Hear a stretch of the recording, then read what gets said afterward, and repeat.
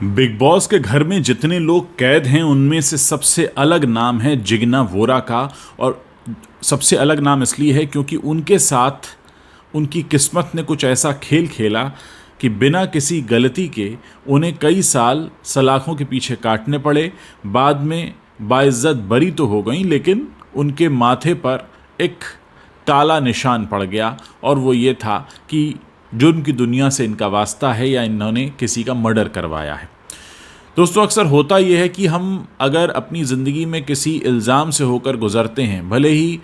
कानून की अदालत उसमें हमें माफ़ कर दे, बरी कर दे, लेकिन लोगों के बीच में जो इमेज बन जाती है वो फिर छूटते नहीं छूटती। और यही बात बताती है जिग्ना वोरा की ज़िंदगी। हाल के एपिसोड में उन्हें रोते हुए देखा गया और वो यही कह रही थी कि मुझे काम की ज़रूरत थी, बहुत से लोग मेरे साथ सोने को तो तैयार थे लेकिन नौकरी देने को कोई तैयार नहीं था, और मैंने अपने कलेजे पर पत्थर रखकर अपने बेटे को मुंबई से दूर भेजा है ताकि वो अपनी ज़िंदगी सही से जी सके। वो होटल मैनेजमेंट का कोर्स कर रहा है। दोस्तों, अगर आप जिग्ना वोरा की ज़िंदगी को बहुत करीब से समझें, आपने वेब सीरीज़ भी देखी होगी स्कूप, जिसमें साफ तौर पर दिखाया गया है कि बिना किसी गलती के कैसे कई साल सलाखों के पीछे रहना पड़ता है, करियर ख़त्म हो जाता है, घर वालों का साथ छूट जाता है, सामने एक अंधेरा होता है, उसके बाद रोशनी की किरण तो आती है लेकिन ज़िंदगी फिर कभी पुराने ढर्रे पर वापस नहीं लौटती। यानी जिग्ना वोरा को जिस तरीके से बलि का बकरा बना दिया गया, वो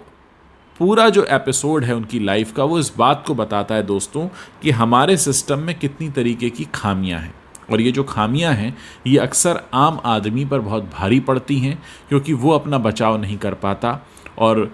मीडिया ट्रायल की वजह से, कई बार दुनियादारी की वजह से, और कई बार अपने ऊपर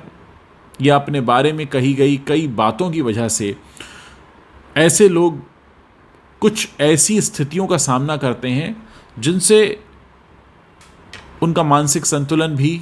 डगमगाता है, मनोवैज्ञानिक रूप से गलत प्रभाव पड़ता है,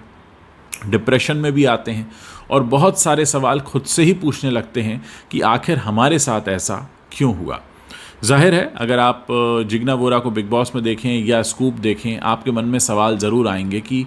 बिना किसी गलती के क्या किसी को इतनी बड़ी सज़ा मिल सकती है, और अगर इतनी बड़ी सज़ा मिल गई है तो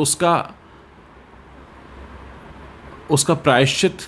जिसने करवाया है वो कौन करेगा। पहले तो ये पता ही नहीं चला कि करवाया किसने था, कौन था वो। इस बारे में जिग्ना से कहा भी गया, पूछा भी गया कि क्या आपने पता करने की कोशिश नहीं की कि किसने किया था। तो उन्होंने कहा भाई जो बकरा हलाल हो चुका होता है वो फिर थोड़ी ना कुछ कर पाता है, मैं तो हलाल हो गई। तो कुल मिलाकर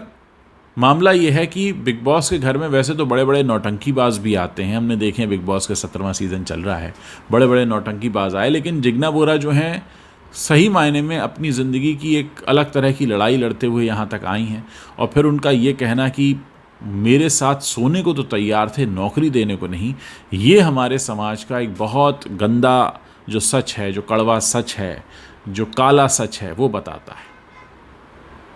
क्या सोचते हैं आप जिग्ना वोरा के बारे में, जिग्ना वोरा जैसी ज़िंदगी के बारे में? और जिग्ना जो कह रही हैं कि बहुत सारे लोग ऐसे थे जो मेरे साथ सोने को तो तैयार थे लेकिन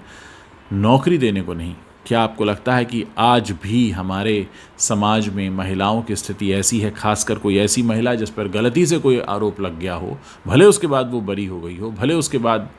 कोई भी ऐसी खबर उसके बारे में ना आई हो, लेकिन लोगों का उसे सोचने का, उसे देखने का, उस पर प्रतिक्रिया देने का, उस पर रिएक्ट करने का जो नज़रिया है वो हमेशा के लिए बदल जाता है। क्या लगता है आपको? खुलकर कमेंट कीजिए, इस वीडियो के नीचे लिखकर बताइए। मैं खुद जानना चाहता हूं कि इन सारी बातों को सुनने के बाद आपके मन में क्या विचार चल रहे हैं।